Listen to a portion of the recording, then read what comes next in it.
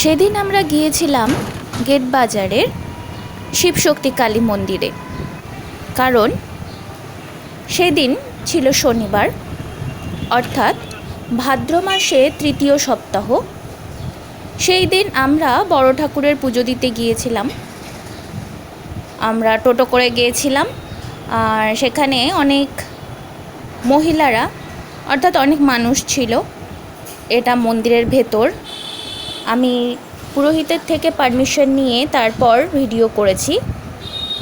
বাইরের এরিয়া যতটুকু দেখানো সম্ভব হয়েছে আপনাদেরকে দেখিয়েছি।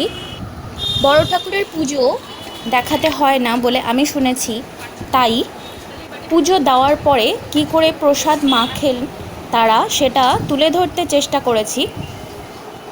সেখানে আমরা সবাই খুব আনন্দ করে প্রসাদ মেখেছি, খেয়েছি, বিতরণ করেছি। দিদি প্রসাদ মাখাতে হেল্প করেছিল, মা সাইডে বসেছিল।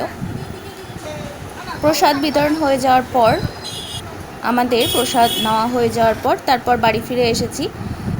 নিরামিষ খাবার ছিল সেদিন।